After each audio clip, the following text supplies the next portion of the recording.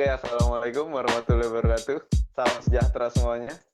Kembali lagi di podcast Pemuda Batil bersama saya Reza Prismadana. Dan saya Fahim Irfan. Oke, hari ini 22 Juli 2020 ya. Tanggal hari ini podcast Pemuda Batil kembali lagi. Kita masih bersiaran ya, meski sebenarnya itu ya nggak tambah jelek, tapi memang kayaknya angkanya di situ-situ aja stagnan. Secara tidak langsung mengatakan jelek. Tidak jelek. Udah lah ya. Iya, Kita baru mulai udah bahas diri sendiri, narsis banget. Iya. Ngomong-ngomong soal narsis, Oke. tema kita hari ini tuh narsistik. Iya benar.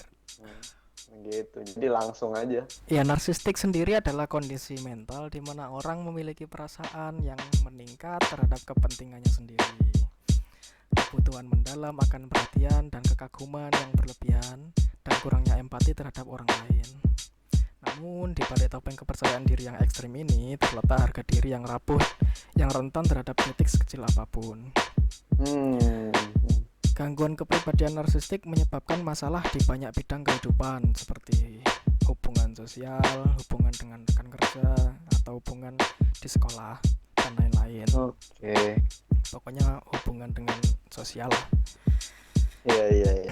Orang-orang dengan gangguan kepribadian narsistik mungkin cenderung tidak bahagia dan kecewa ketika mereka tidak diberi bantuan atau kekaguman khusus yang mereka yakini pantas mereka dapatkan. Mereka mungkin mengira hubungan mereka tidak terpenuhi dan orang lain mungkin tidak menikmati berada di sekitar mereka. Boom. Oke.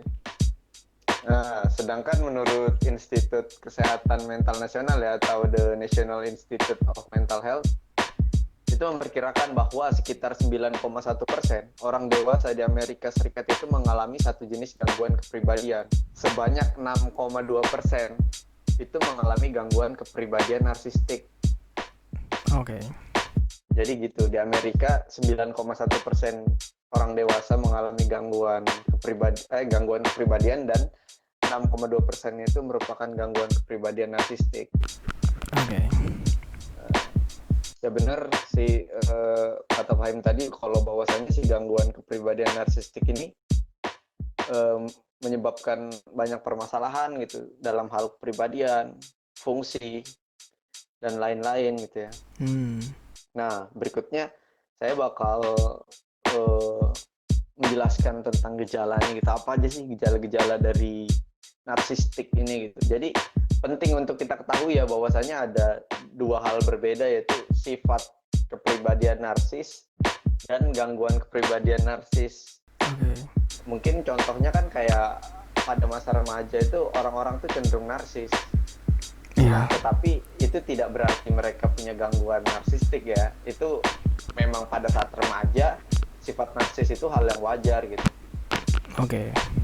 Menurut Baskin dan kawan-kawan gitu, ada beberapa gejala-gejala dari gangguan kepribadian narsistik ini gitu. Sering makan donat. Bukan. Baskin Robin sering makan donat? Bukan dong. Oh, bukan dong. Iya, jadi Baskin Robin es krim dong. Ih, si anjing kelihatan katroknya ya. Jadi yang pertama itu kita itu merasa berlebihan akan kemampuan dan prestasi diri. Jadi akan sebuah kesuksesan, mungkin dia kegantengan, kecantikan atau kepandaian, dia itu merasa dia itu lebih dari orang lain gitu. Yes. Yang kedua itu kebutuhan yang konstan untuk perhatian. Jadi dia tuh pengen dapat validasi, pengen dapat komplimen, pujian dari orang-orang di sekelilingnya dia gitu. Yang ketiga itu keyakinan bahwa dia itu unik dan istimewa. Juga karena dia merasa unik dan istimewa, jadi dia hanya mau bergaul dengan orang yang unik dan istimewa juga. Wadidaw. Yang keempat yaitu fantasi tentang mencapai kesuksesan gitu. Jadi dia itu merasa dia itu udah sukses, bla bla bla, padahal ya gitu-gitu aja gitu.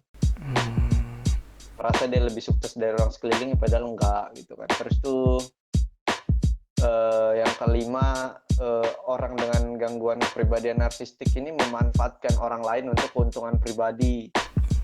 Oke.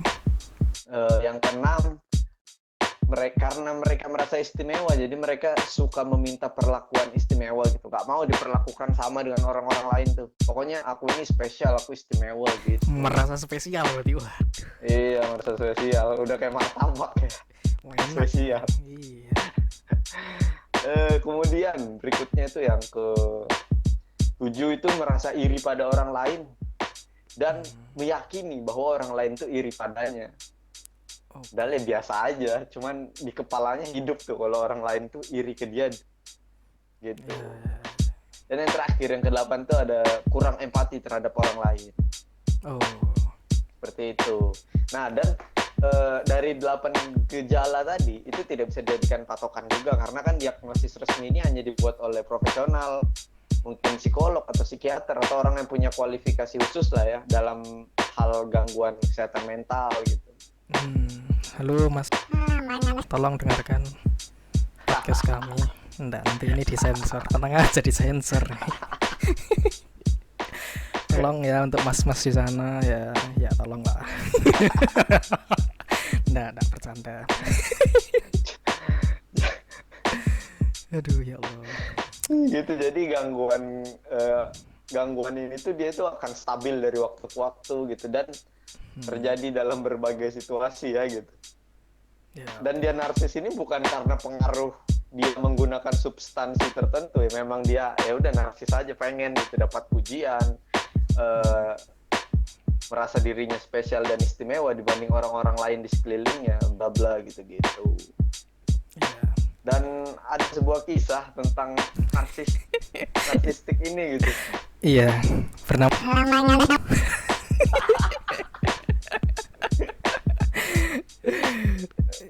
Iya. Jadi gimana kisahnya? Alkisah ya. Jadi zaman mitologi Yunani dulu. Zaman mitologi Yunani itu ada seorang putra dewa yang dikenal sangat rupawan bernama Narcissus. Narcissus ya. Jadi semua makhluk saat itu mengagumi si Narcissus. Nah, hal tersebut itu membuat dia angkuh. Karena semua orang kan kagum kepadanya, akhirnya dia merasa, wah anjing aku paling istimewa nih, saya terspesial gitu. Wanjay. Si Narcissus ini tidak pernah merasakan yang namanya jatuh cinta. Dia hanya senang dipuji-puji gitu.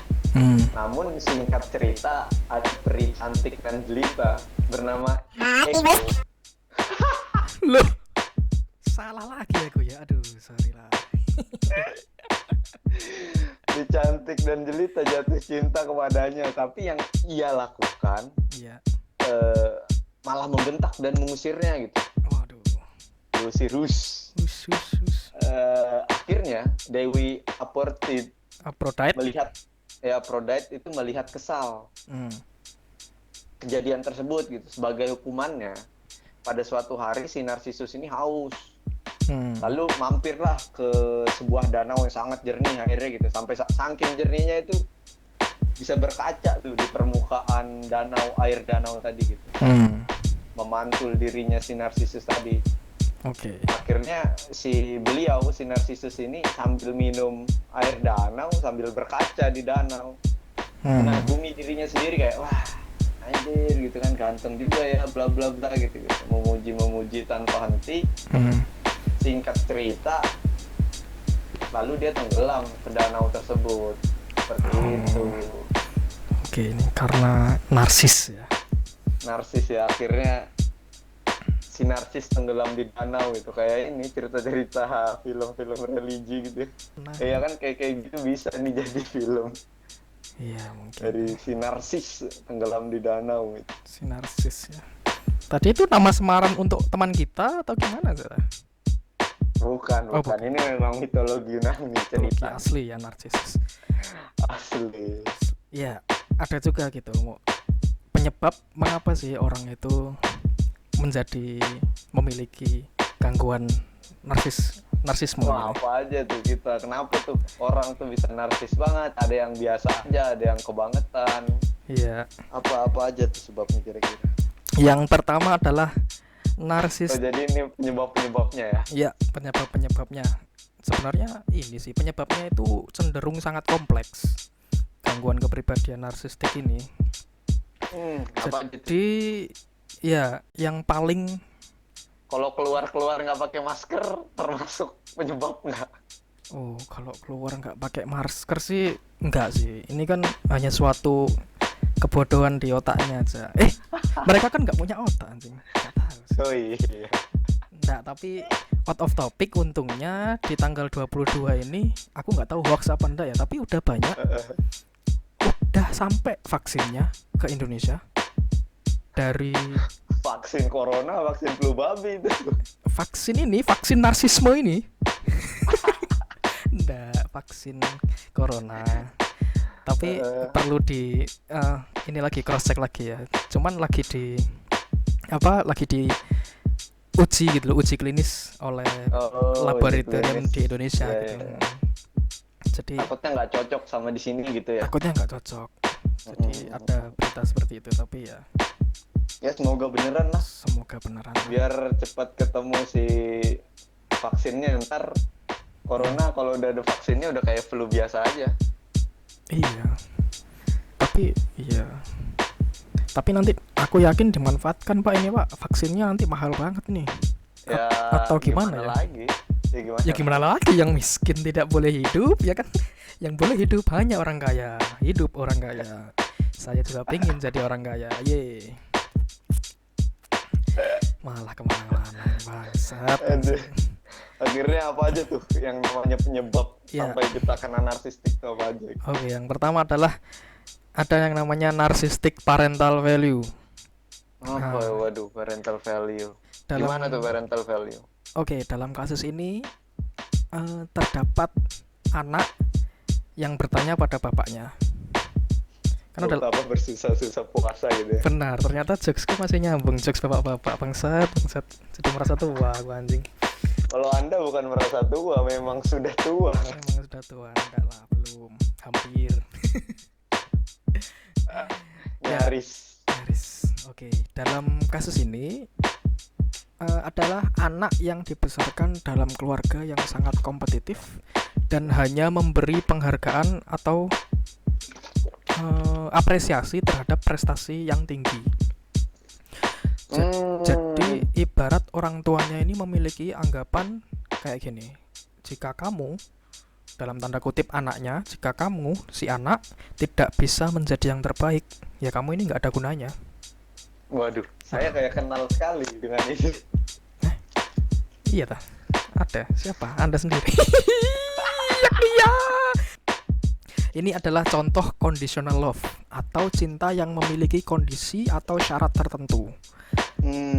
Jadi semisal ketika kita juara 1 dalam perlombaan, semisal atau ranking 1 dalam sekolah, kita dihujani itu dengan pujian, dengan perhatian, dibelikan apa-apa. Apa aja mau dikasih gitu. Bener. Biasanya tuh. Nah, nanti ketika kita tidak menang atau tidak berhasil, nah perilaku orang tua seolah menunjukkan kalian ini anak yang mengecewakan gitu. Kamu itu anak yang gagal, kamu harus juara 1 baru aku belikan, aku kasih sayang gitu. Nah, anak-anak dalam keluarga ini tidak merasa dicintai secara stabil. Sulit bagi mereka untuk menikmati apapun demi dirinya sendiri. Harusnya kan yang benar menurutku kan kita yang paling senang gitu loh kalau kita semisal ranking 1 di sekolah. Iya. Atau kita menang kejuaraan apa gitu. Harusnya yang paling senang itu kita sendiri gitu loh. Nah, ini malah mengakibatkan anak melakukan sesuatu yang sebenarnya tidak mereka suka dan malah sesuatu yang hanya disukai sama orang tuanya gitu. Jadi anak memunculkan pikiran bahwa orang tua mereka ini tidak tertarik pada diri mereka yang sebenarnya. Iya. Yang kedua ada devaluing narcissistic parent. Nah, dalam kasus ini ada orang tua yang sangat mendominasi dan mendevaluasi atau merendahkan, yang selalu menurunkan harga diri anak. Orang tua umumnya mudah marah dan memiliki harapan-harapan yang terlalu tinggi yang terkadang tidak realistis. Iya. Meskipun ini adalah hal yang umum ya. Anak umum banget sih, bener. Waktu kecil tuh didoktrin jadi dokter lah, jadi pilot lah, jadi tentara, ya bagus. Cuman ya gitulah. Kalau memang gimana ya bagus lah, bagus. Gimana sih? Cuman ya maksudnya tidak semua anak punya kemampuan sampai ke sana kan gitu. Paling tidak seiring berjalannya waktu kan anak memiliki apa gitu keinginannya sendiri atau kemampuannya sendiri gitu. Kemudian tetap didoktrin menjadi dokter atau apalah. Dulu aku inget ada TK apa SD ya. Dulu Anda disuruh dokter gitu juga? Enggak sih, aku sih dibebasin. Oh, bebas. Ada teman-teman gitu kan, ada yang satu ngaku aku mau jadi presiden, anjing, goblok apa. Ya bisa mbak, si mbak aku masih ingat itu cewek kok, tapi kan teman kecil Anda gitu. TK aku aja lupa namanya, mau jadi presiden. Bangsat. Ya anak TK tapi wajar punya cita-cita tinggi. Iya, tapi ya waktu itu aku cita-cita apa ya, dokter mungkin yang umum lah. Padahal masuk IPS aku. Anak kecil cita-citanya itu dokter, polisi, tentara. Nah itu umum ya. Ini ada satu pak, presiden loh. Nggak ada aku, serius lah. Ya kali aja dia di rumahnya disetelin ini kan apa? Dikasih lihat video-video Pak Soekarno, Pak Soeharto zaman-zaman itu kan. Akhirnya dia waduh keren ya. Pengen nih gitu, bisa jadi. Jangan-jangan teman saya Pak Jokowi. Enggak lah, kan sudah tua.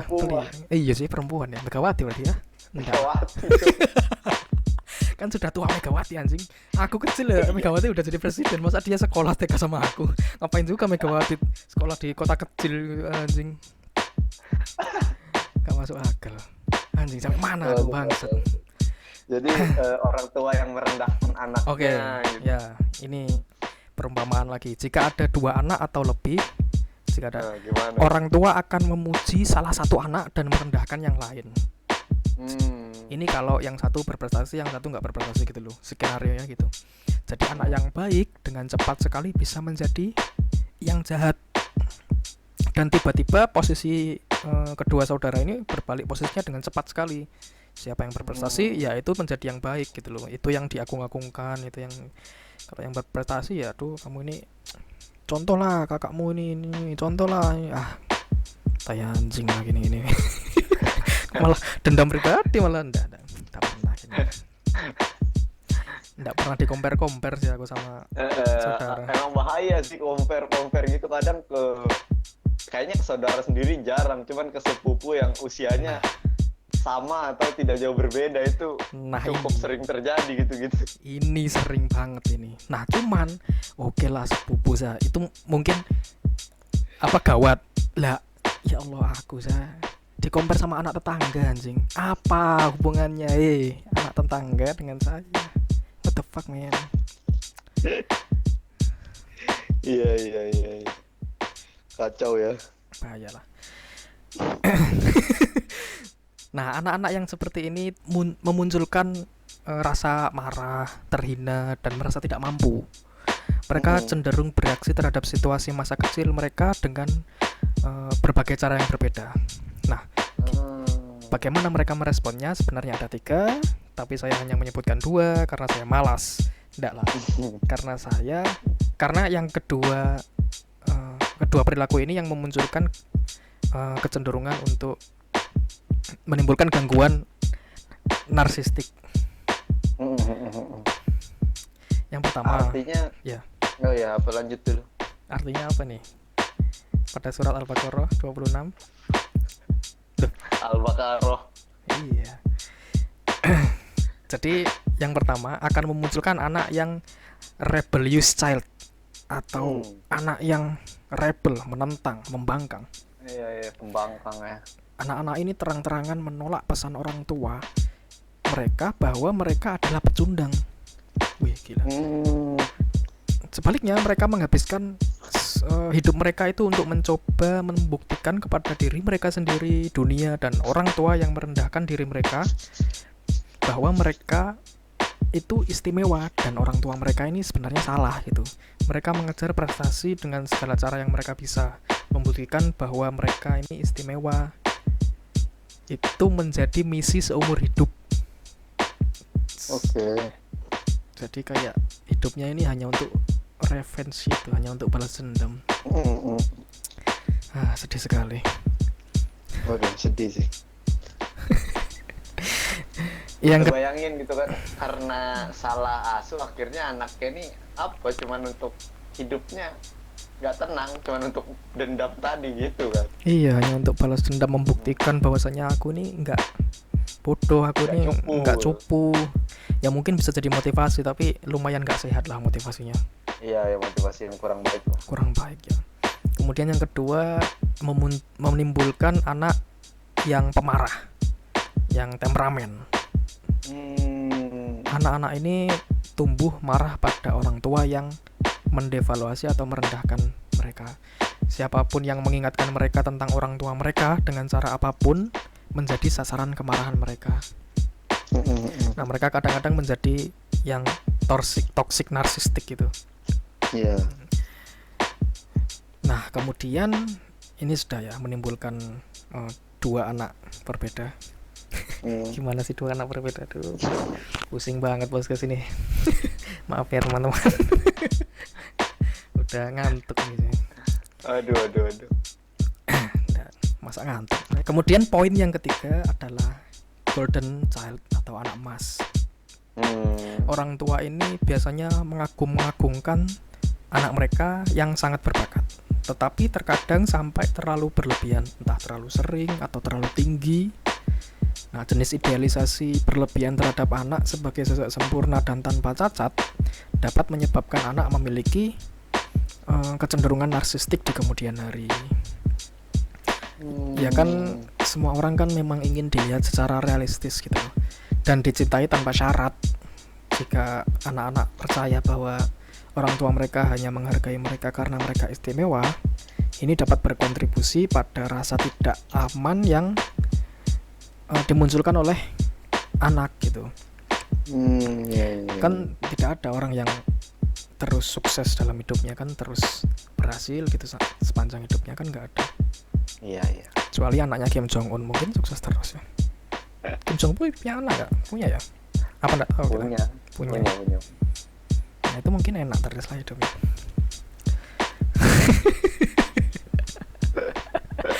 Opo, hai guys. Contohnya jauh banget Kim Jong Un. Iya, biar mikir kan pendengar kita. Mikir apa? Kemudian aduh sampai mana ya?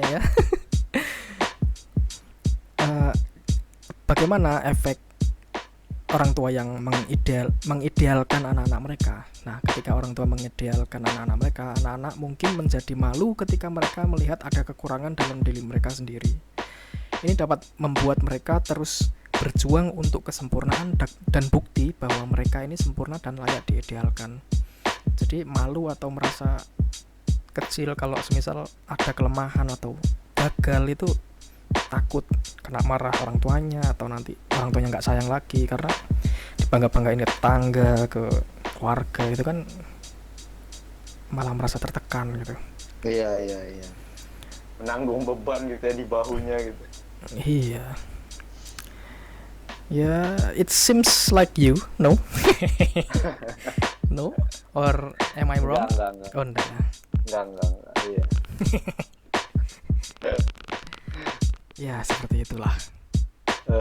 Gitu ya.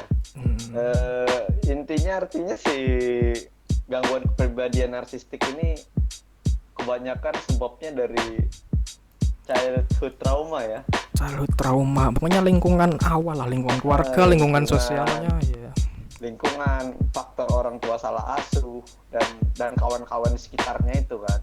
Iya, ini susah lah. Tapi memang mengasuh anak kalau salah-salah bahaya sih. Sumpah. Iya, buat anak kan jangan coba-coba. Iya, makanya. Iklan apa ya itu ya? Tolak angin. Bukan ya? Caplang. Oh, caplang. Oke. Caplang gak sih? Gak ngerti itu. Loh, Dharma Cong. Nah, berikutnya saya bakal menjelaskan tentang perawatan untuk gangguan narsistik ini gitu kan. Oke. Yaitu ada dua. Menurut ahli itu ada dua yang cocok untuk narsistik. Gangguan kepribadian narsistik itu. Yang pertama itu ada psikoterapi berupa psikodinamika. Nah, ini bisa dipilih karena efektif digunakan dalam mengobati gangguan kepribadian narsistik. Walau prosesnya ini sulit dan panjang. Oh.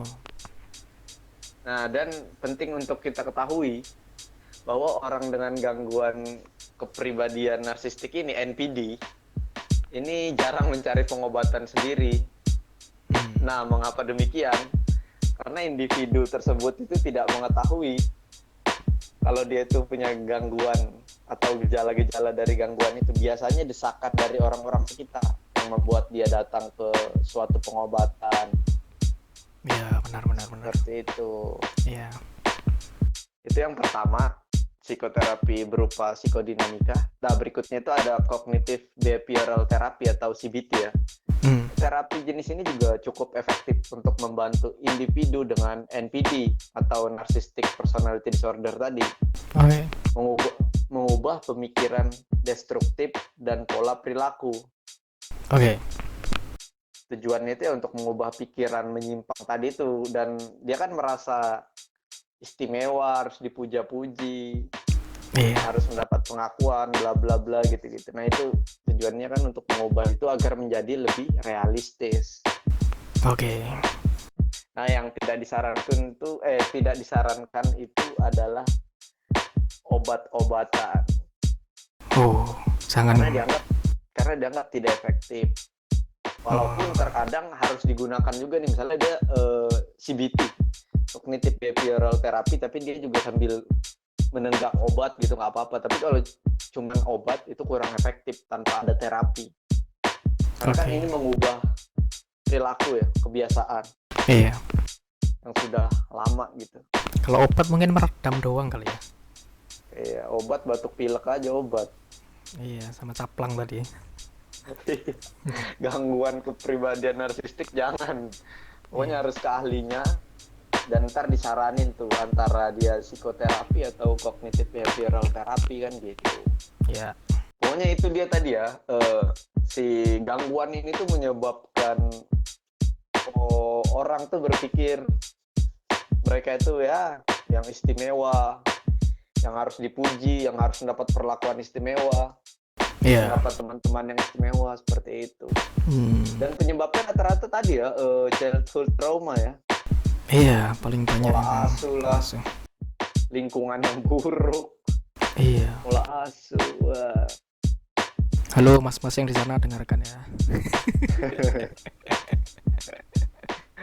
Ya, pokoknya terlalu banyak idealisasi dari orang tua itu dapat menyebabkan pandangan dalam diri kita itu nggak seimbang gitu. Ketika ini terjadi, anak itu atau kita kemudian menganggap segala kekurangan itu sebagai hal yang tidak dapat diterima, dan nantinya kita berusaha untuk gimana caranya untuk menjadi sebagai sosok yang sempurna. Wah, kan gimana?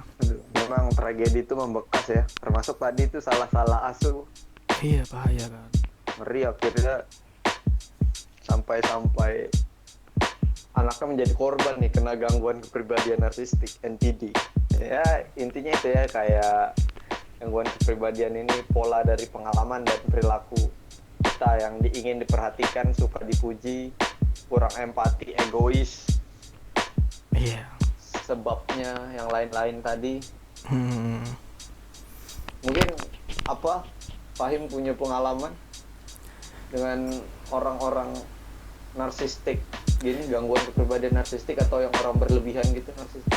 Dijelaskan dari menit ke-1 sampai terakhir tadi itu sudah menggambarkan pengalamanku semua. merasa spesial ini narsistik. Saya kasih contoh Anda. Merasa spesial kan, merasa ingin dipuja. Merasa ingin dipuja, istimewa gitu. Banyak teman-teman aja sih yang narsistik, tapi nggak sampai kayak gangguan. Apa nggak tahu ya aku gangguan apa enggak beliau ya, ini. Kalau nggak diperiksa ya nggak ngerti. Ya, makanya kita kan harus diperiksa kan. Iya. Ya. Kalau saya pribadi juga kayaknya lingkungan deh. Ya, lingkungan kita kan sama ya, itu orang itu. Halo mas-mas yang di sana ya, kalau sadar segera dirubah lah. Sebentar lagi kan Anda menikah gitu kan. Anjing ini jelas banget bangsat goblok. Anjing. Ngawur. Ya itu deh pokoknya. Hari ini kita tadi narsistik tipis-tipis ya. Tipis-tipis. Mulai dari gejala, penyebab, cara mengobati dan definisi umum. Iya. Oke semuanya, terima kasih sudah mendengarkan.